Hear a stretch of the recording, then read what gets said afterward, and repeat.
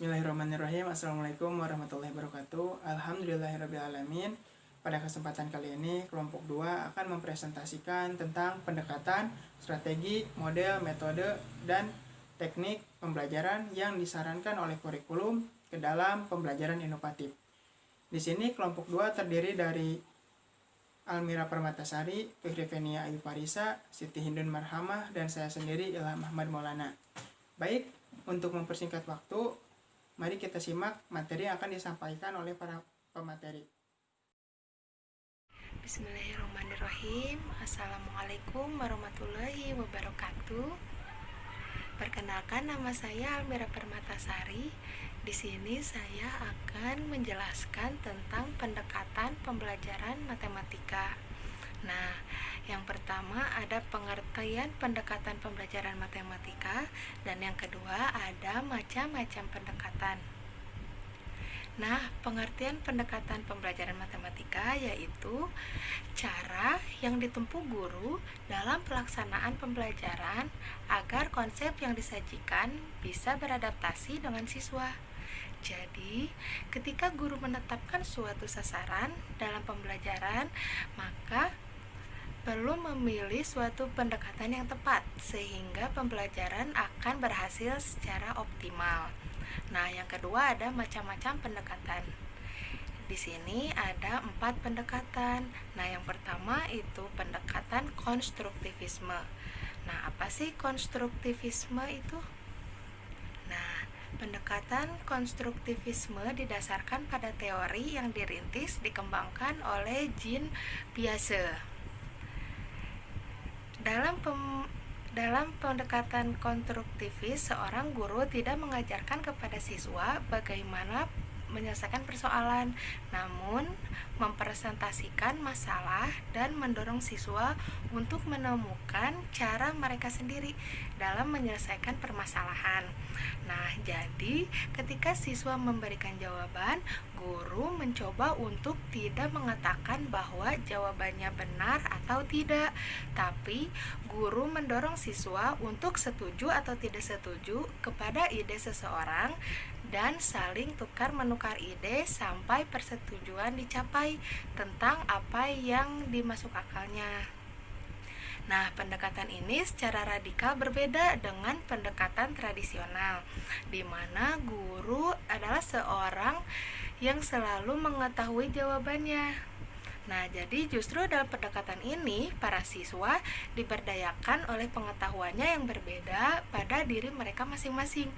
Mereka berbagi strategi dan penyelesaian, debat antara lain satu dengan yang lainnya, berpikir secara kritis tentang cara terbaik untuk menyelesaikan masalah.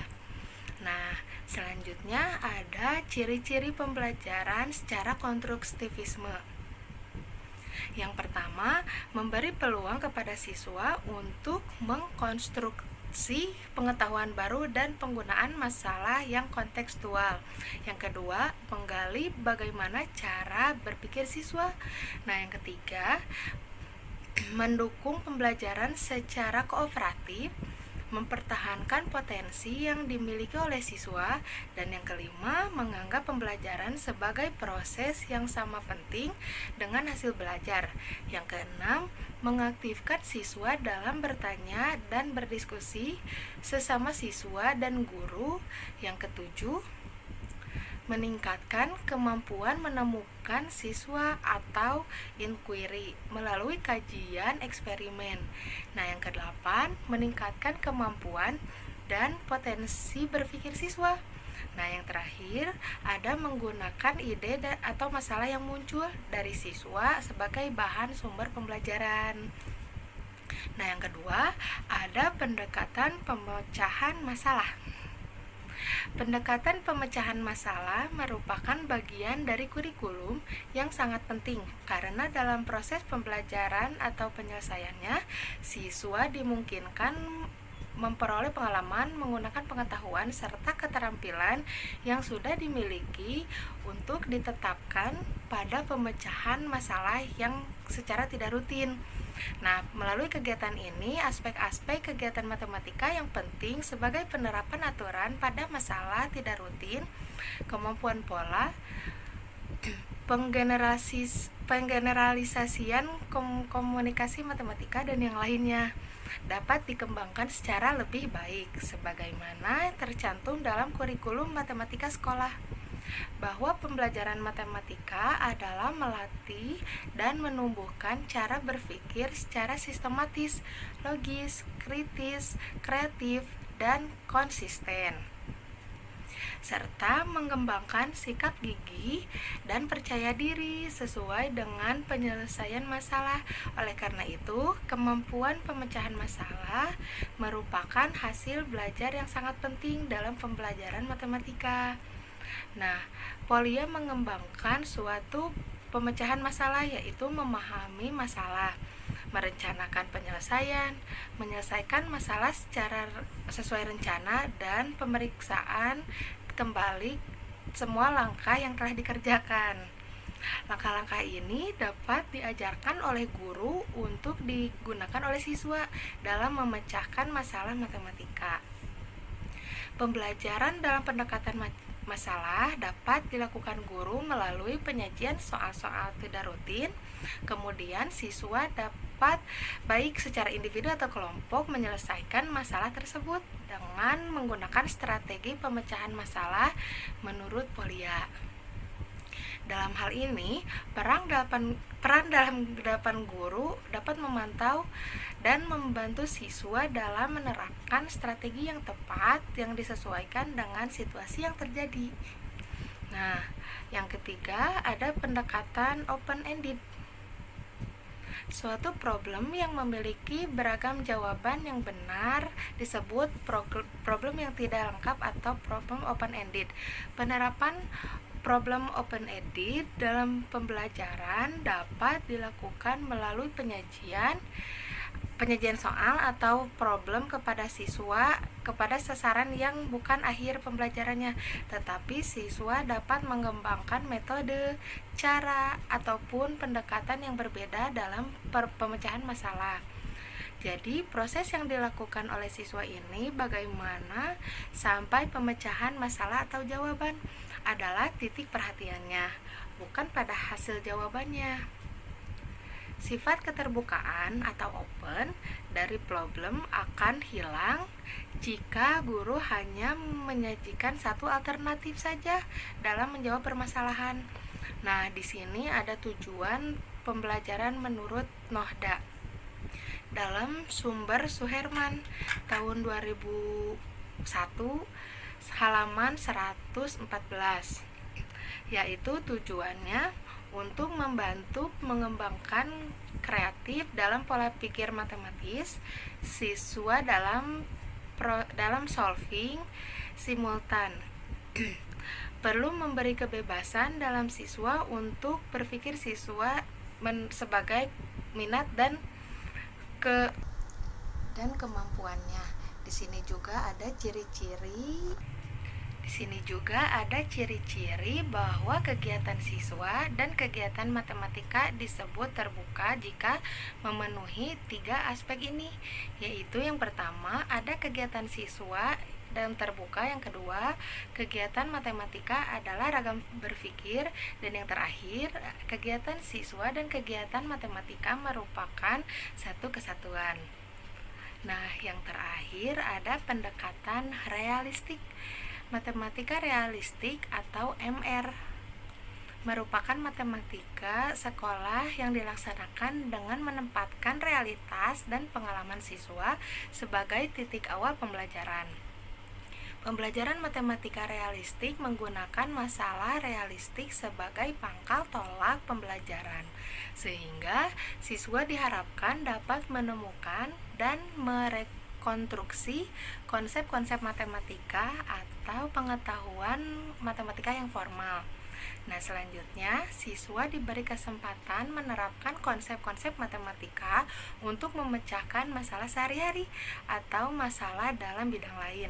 Dengan kata lain, pembelajaran matematika realistik berorientasi pada pengalaman sehari-hari dan menerapkan matematika sehari-hari Dalam makna atau pengertian pembelajaran matematika realistik ini berpusat pada siswa, sedangkan guru hanya menjadi fasilitator dan motivator, sehingga memerlukan paradigma yang berbeda bagaimana siswa belajar, bagaimana guru mengajar, dan apa yang dipelajari oleh siswa dengan paradigma pembelajaran matematika selama ini. Karena itu, perubahan persepsi guru tentang mengajar perlu dilakukan bila ingin mengimplementasikan pembelajaran matematika realistik.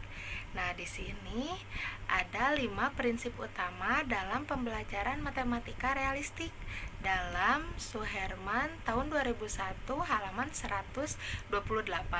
Ada 5, yaitu yang pertama, didominasi oleh masalah-masalah dalam konteks melayani 2 hal, yaitu sebagai sumber dan sebagai terapan matematika. Yang kedua, perhatian diberikan pada pengembangan model-model, situasi, skema, dan simbol-simbol. Yang ketiga, sumbangan para siswa sehingga siswa dapat membuat pembelajaran menjadi konstruktif dan produktif. Artinya, siswa memproduksi dan mengonstruksi sendiri sehingga dapat membimbing siswa dari level matematika informal menuju ke matematika yang formal. Nah, yang keempat ada interaktif sebagai karakteristik proses pembelajaran matematika. Dan yang terakhir ada intertwining atau intertwining itulah, membuat jalinan atau jalinan antara topik atau tentang pokok bahasan. Nah, alhamdulillah mungkin sekian dari Almira. Mohon maaf apabila banyak kesalahan. Wassalamualaikum warahmatullahi wabarakatuh. Assalamualaikum warahmatullahi wabarakatuh. Baik, di sini saya akan melanjutkan presentasi materi selanjutnya, yaitu strategi pembelajaran, di mana strategi pembelajaran menurut J.R. David tahun 1976, strategi pembelajaran dapat diartikan sebagai perencanaan yang berisi tentang rangkaian kegiatan yang didesain untuk mencapai tujuan pendidikan tertentu. Sedangkan menurut Dick dan Cray tahun 1985 menyatakan bahwa strategi pembelajaran adalah satu set materi dan prosedur pembelajaran yang digunakan secara bersama-sama untuk menimbulkan hasil belajar pada siswa. Berdasarkan dua pengertian tersebut, dapat disimpulkan bahwa strategi pembelajaran adalah cara-cara yang dipilih dan digunakan oleh seorang pengajar untuk menyampaikan materi pembelajaran yang bertujuan untuk mempermudah peserta didik menerima dan memahami materi pembelajaran, yang pada akhirnya tujuan pembelajaran dapat dikuasai di akhir kegiatan belajar. Kemudian, macam-macam strategi pembelajaran matematika. Di sini ada 2, yang pertama strategi inquiry dan yang kedua strategi pemecahan masalah atau problem solving. Baik, untuk strategi inquiry, yaitu berarti suatu rangkaian kegiatan belajar yang melibatkan secara maksimal seluruh kemampuan siswa untuk mencari dan menyelidiki secara sistematis, kritis, logis, dan analitis, sehingga mereka dapat merumuskan sendiri penemuan dengan penuh percaya diri. Kemudian untuk menyusun strategi yang terarah, perlu diperhatikan kondisi-kondisi yang memungkinkan siswa dapat berinquiry secara maksimal. Kondisi-kondisi tersebut ada 3, yaitu aspek sosial dalam kelas dan suasana terbuka yang mengundang siswa berdiskusi. Yang kedua, inquiry berfokus kepada hipotesis, dan yang ketiga, penggunaan fakta. Kemudian, peran utama guru dalam menciptakan kondisi inquiry. Ada 7, yang pertama sebagai motivator, di mana guru memberi rangsangan supaya siswa aktif dan bergairah untuk berpikir. Yang kedua, sebagai fasilitator yang menunjukkan jalan keluar jika ada hambatan dalam proses berpikir siswa. Kemudian yang ketiga, sebagai penanya, di mana guru menyadarkan siswa dari kekeliruan yang mereka perbuat dan memberi keyakinan pada diri sendiri. Yang keempat, ada administrator, di mana guru yang bertanggung jawab terhadap seluruh kegiatan di dalam kelas. Yang kelima ada pengarah. Di sini guru memimpin arus kegiatan berpikir siswa pada tujuan yang diharapkan. Yang keenam ada manajer. Di sini guru mengelola sumber belajar, waktu, dan juga mengorganisasi kelas. Dan yang terakhir ada rewarder, di mana guru memberi penghargaan pada prestasi yang dicapai dalam rangka meningkatkan semangat siswa. Selanjutnya, strategi pemecahan masalah atau problem solving. Menurut Reis tahun 1978 dan buku pengembangan pembelajaran matematika, disebutkan terdapat beberapa strategi pemecahan masalah. Yang pertama, beraksi atau strategi act it out, yang dimana strategi ini menuntut untuk melihat apa yang ada dalam masalah tersebut dan membuat hubungan antar komponen dalam masalah sehingga menjadi jelas melalui serangkaian aksi atau kegiatan fisik atau memanipulasi objek. Kemudian membuat gambar atau diagram. Di sini strategi digunakan untuk menyederhanakan masalah dan memperjelas hubungan yang ada. Kemudian strategi mencari pola. Strategi mencari pola ini digunakan untuk mempermudah dalam memahami permasalahan. Siswa juga seringkali diminta untuk membuat tabel dan kemudian menggunakannya untuk menemukan pola yang relevan dengan permasalahan yang ada. Kemudian strategi membuat tabel. Strategi ini membantu siswa untuk melihat pola dan memperjelas informasi yang hilang, di mana strategi ini juga sangat membantu dalam mengklasifikasikan dan menyusun informasi atau data dalam jumlah yang besar. Kemudian ada strategi menghitung semua kemungkinan secara sistematis. Strategi ini sering digunakan bersamaan dengan strategi mencari pola dan juga membuat tabel, karena kadangkala tidak mungkin untuk mengidentifikasi seluruh kemungkinan himpunan penyelesaian. Dan dalam kondisi yang demikian dapat menyederhanakan dengan mengkategorikan semua kemungkinan dalam beberapa bagian. Kemudian ada strategi menebak dan menguji, di mana strategi ini berdasarkan pada aspek-aspek yang relevan dengan permasalahan yang ada, ditambah dengan pengetahuan dan pengalaman sebelumnya. Kemudian ada strategi bekerja mundur.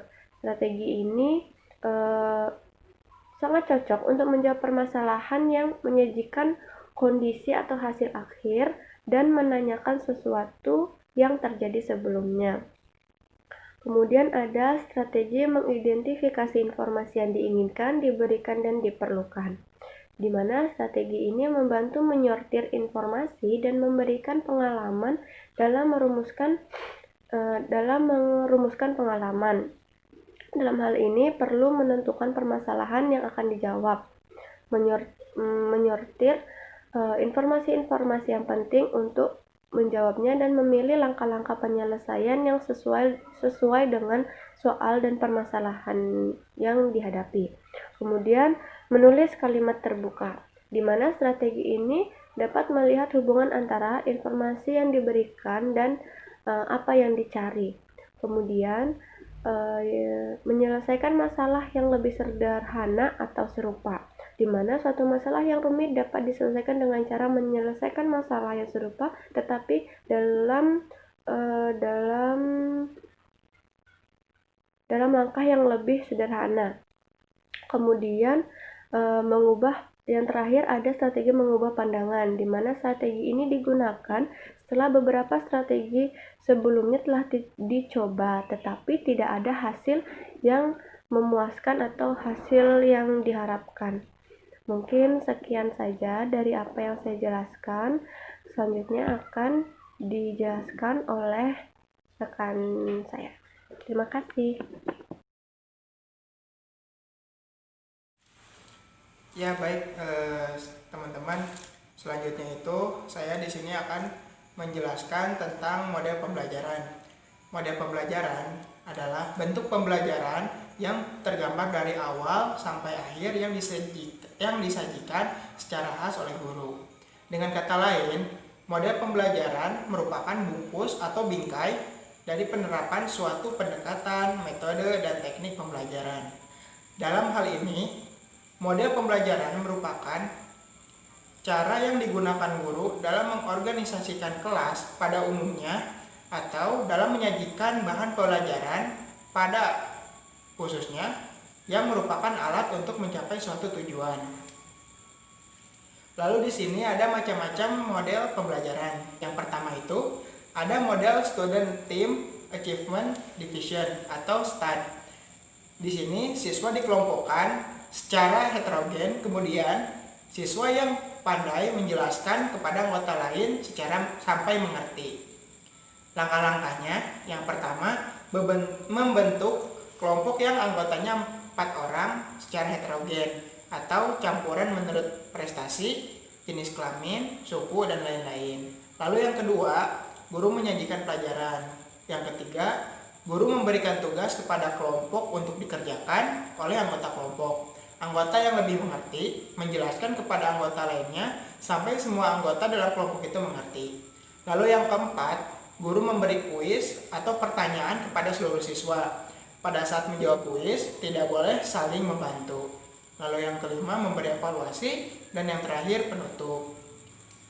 Lalu di sini ada kelebihan dan kekurangan model Student Team Achievement Division. Yang pertama, kelebihannya seluruh siswa menjadi lebih siap. Lalu yang kedua, melatih kerjasama dengan baik. Lalu kekurangannya, yang pertama, anggota kelompok semua mengalami kesulitan. Lalu yang kedua, membedakan siswa. Baik, lalu yang kedua ada model example non-example. Example non-example adalah metode belajar yang menggunakan contoh-contoh yang dapat diperoleh dari kasus atau gambar yang relevan dengan kompetensi dasar. Langkah-langkahnya, yang pertama, guru mempersiapkan gambar-gambar sesuai dengan tujuan pembelajaran. Lalu yang kedua, guru menempelkan gambar di papan atau melalui tayangan proyektor. Lalu yang ketiga, guru memberi petunjuk dan memberi kesempatan kepada siswa untuk memperhatikan atau menganalisa.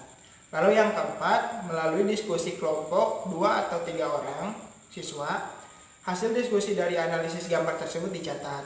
Lalu yang kelima, tiap kelompok diberi kesempatan untuk membacakan hasil diskusinya. Lalu yang keenam, mulai dari komentar atau hasil diskusi siswa, guru mulai menjelaskan materi sesuai tujuan yang ingin dicapai. Lalu yang ketujuh, kesimpulan. Lalu di sini ada kelebihan dan kekurangan model example non-example. Yang pertama, kelebihannya siswa lebih kritis dalam menganalisa gambar. Lalu yang kedua, siswa mengetahui aplikasi dari materi berupa contoh gambar.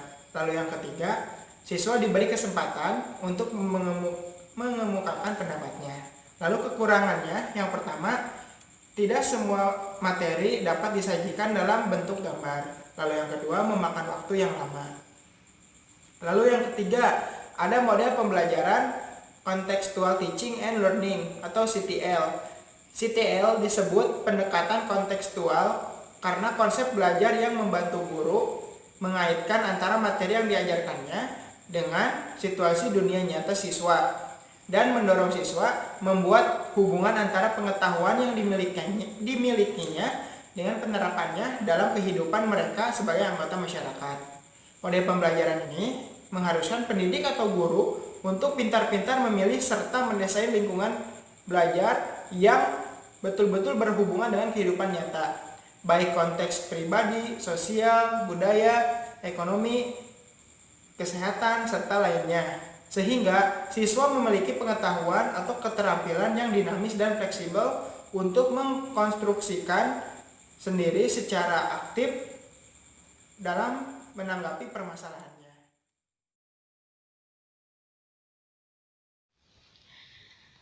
Assalamualaikum warahmatullahi wabarakatuh. Saya Siti Hindun Marhamah akan melanjutkan presentasi kelompok 2, yaitu mengenai metode pembelajaran matematika. Nah, menurut Suparman 1997, metode pembelajaran adalah cara dalam menyajikan, menguraikan, memberi contoh dan latihan mengenai isi pelajaran kepada siswa untuk mencapai tujuan tertentu.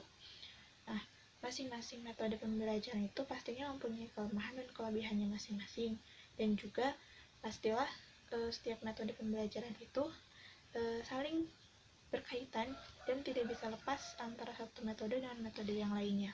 Nah, berikut ini adalah beberapa metode pembelajaran yang dapat diterapkan pada pembelajaran matematika di sekolah dasar. Yang pertama adalah metode ceramah. Nah, dalam pembelajaran matematika, sebenarnya metode ceramah itu dianggap kurang tepat untuk digunakan. Karena dalam metode ceramah sangat kecil sekali keterlibatan siswa dalam pembelajaran. Namun, ada beberapa bagian dari matematika yang bisa dilakukan dengan menggunakan metode ceramah ini, yaitu misalkan menjelaskan tentang sejarah matematika, penemuan-penemuan matematika, dan mengenalkan fakta-fakta dalam matematika seperti simbol ataupun lambang. Selanjutnya, yaitu metode ekspositori. Nah, metode ekspositori ini sebenarnya hampir sama dengan metode ceramah. Dalam hal pembelajarannya itu lebih terpusat kepada guru. Nah, hanya saja di metode ekspositori ini, proporsi guru itu lebih berkurang karena guru hanya berbicara di awal pembelajaran saja, hanya menerangkan materi dan menjelaskan contoh soal.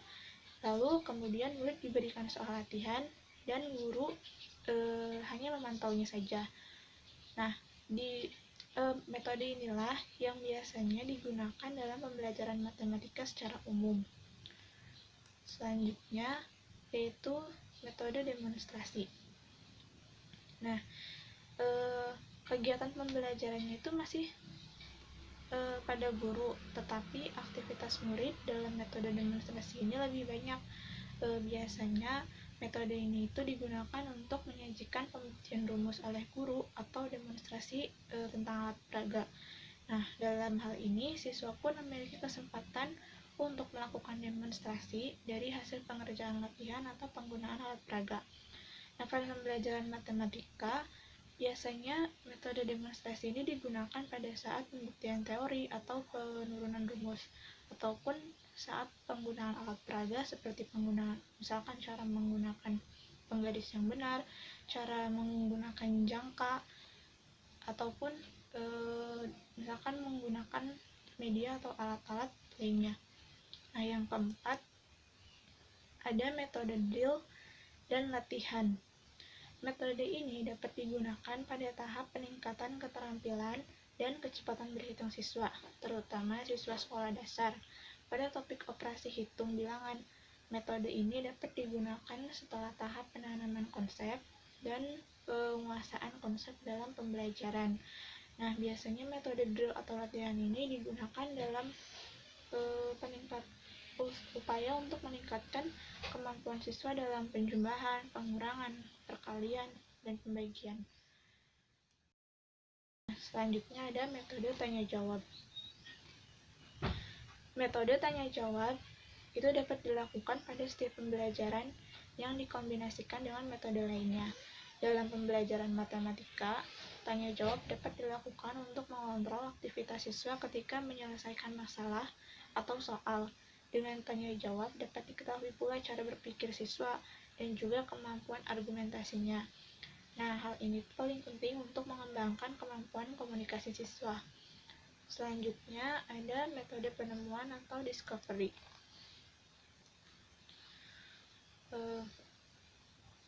Dalam metode penemuan atau discovery, siswa menemukan sendiri sesuatu hal yang baru bagi dirinya. Tetapi sebenarnya hasilnya itu sudah diketahui oleh guru. Jadi istilah yang lebih tepat adalah penemuan kembali. Nah, misalnya contoh soalnya itu ada 9 kali 3 sama dengan titik-titik, 7 dikali 6 sama dengan titik-titik, 3 kali 9 sama dengan titik-titik, 6 kali 7 sama dengan titik-titik. Nah, dari situ siswa diminta untuk memperhatikan hasil kerjanya dan dilihat apakah ada jawaban yang sama dari soal tersebut. Kemudian siswa diminta untuk menyimpulkan tentang jawabannya. Nah, selanjutnya ada metode inquiry. Nah, metode inquiry ini memiliki kesamaan dengan metode penemuan dalam hal siswa menemukan sesuatu, tetapi hasil yang ditemukan siswa pada metode discovery itu merupakan penemuan kembali, sedangkan di dalam metode inquiry ini mereka benar-benar menemukan sesuatu yang baru. Metode inquiry ini dapat dilakukan dalam 4 tahap, yaitu yang pertama, guru merangsang siswa dengan pertanyaan, masalah, permainan, dan teka-teki. Hal ini dilakukan untuk merangsang rasa ingin menanamkan rasa ingin tahu gitu.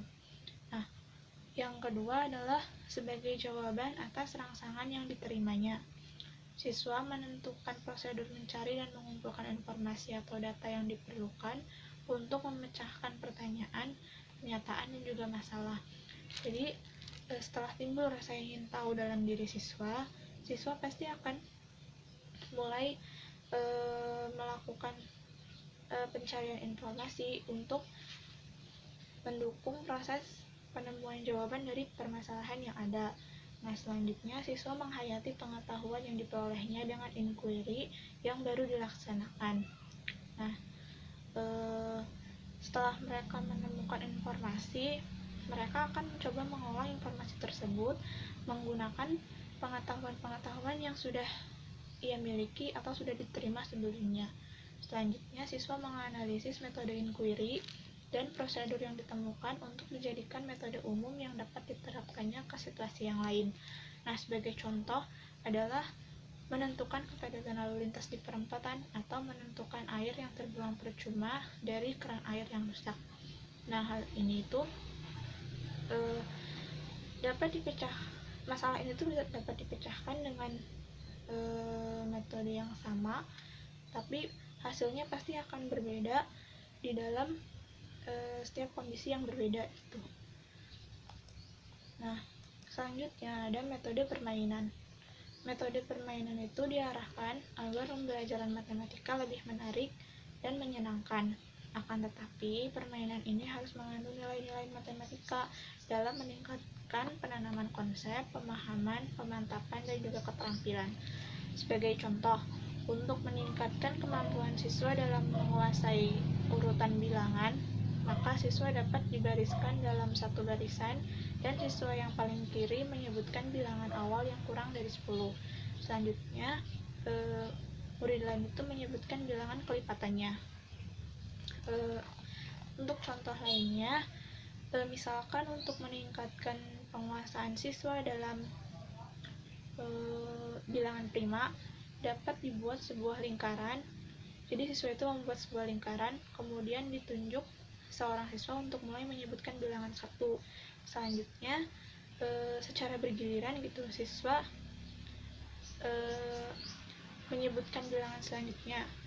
Nah, jika seorang siswa mendapat giliran menyebutkan bilangan prima, itu diganti dengan cara bertepuk tangan. Nah, jika ada siswa yang menyebutkan bilangan prima dan tidak bertepuk tangan, maka teman-teman yang lainnya itu akan memberikan hukuman. Ya baik, selanjutnya itu teknik pembelajaran matematika. Teknik merupakan suatu kiat atau penemuan yang digunakan untuk menyelesaikan serta menyempurnakan suatu tujuan langsung. Teknik harus konsisten dengan metode. Oleh karena itu, teknik harus selaras dengan pendekatan. Kemampuan pendidik sangat menentukan dalam memilih teknik pembelajaran yang akan digunakan agar tujuan pembelajaran dapat tercapai secara maksimal. Jika seorang pendidik mempunyai keterbatasan, pengetahuan, dan penguasaan mengenai disiplin ilmu, sudah tentu ia akan selalu berkutat dengan teknik yang sama tanpa variasi. Dengan demikian, pembelajaran akan terkesan monoton dan membosankan. Oleh karena itu, sangat penting bagi seorang pendidik untuk membuat teknik pembelajaran yang bervariasi untuk mencegah siswa merasa bosan terhadap pembelajaran yang sedang berlangsung. Setiap teknik mempunyai kekurangan dan kelebihannya. Oleh karena itu, dalam hal ini seorang pendidik harus mengkaji teknik pembelajaran sesuai dan memilih strategi-strategi yang memberikan peluang-peluang paling banyak bagi peserta didik untuk terlibat secara aktif dalam proses pencapaian tujuan pembelajaran atau komponen tertentu. Ada beberapa teknik atau cara yang efektif untuk digunakan pada pembelajaran matematika, diantaranya sebagai berikut. Yang pertama, teknik pembelajaran langsung. Seorang tenaga pendidik haruslah menyadari bahwa materi pembelajaran yang mereka ajarkan bukanlah sesuatu yang konkret, melainkan sebuah pembelajaran yang abstrak, yang menuntut banyak pemahaman bagi para peserta didik. Untuk itu, maka pembelajaran pertama yang dapat diberikan adalah dengan teknik pembelajaran langsung. Dengan teknik ini diharapkan para peserta didik dan akan memiliki bekal dasar terhadap pembelajaran yang mereka terima. Lalu yang kedua, teknik problem solving. Untuk memberikan pembelajaran matematika kepada para peserta didik, maka seorang pendidik dapat menggunakan teknik pembelajaran yang berorientasi pada problem solving atau pemecahan masalah. Di sini seorang tenaga pendidik dapat memberikan tugas kepada peserta didiknya untuk memecahkan soal-soal dalam pembelajaran yang diberikan oleh tenaga pendidiknya. Lalu yang ketiga ada teknik pembelajaran kooperatif. Ini merupakan sebuah teknik pembelajaran yang lebih menekankan pada kerjasama yang terjalin antara para peserta didik yang terlibat dalam kegiatan pembelajaran matematika. Di sini seorang tenaga pendidik dapat membentuk kelompok-kelompok peserta didik yang mana setiap kelompok tersebut diberikan tugas untuk menyelesaikan persoalan matematika. Dengan cara ini sangat baik untuk meningkatkan pemahaman dan keaktifan yang dimiliki oleh para peserta didik dalam kegiatan pembelajaran matematika. Lalu yang keempat adalah teknik pembelajaran kontekstual. Teknik pembelajaran yang satu ini merupakan salah satu teknik atau cara pembelajaran yang berbasis pada konteks. Artinya, seorang tenaga pendidik diharapkan agar menyampaikan atau memberikan pelajaran matematika yang sesuai dengan konteks yang dialami para peserta didik. Cara semacam ini akan lebih mudah menangkap materi pelajaran matematika yang disampaikan tenaga pendidiknya.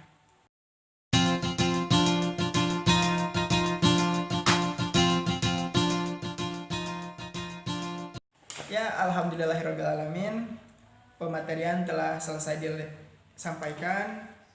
Mohon maaf bila ada salah-salah kata ataupun ada ucapan yang belum jelas tersampaikan, mohon maaf. Dan apabila ada pertanyaan, silakan nanti memberikan pertanyaan kepada kelompok yang telah menyampaikan materi. Terima kasih. Cukup sekian. Wabillahi taufiq wal hidayah. Wassalamualaikum warahmatullahi wabarakatuh.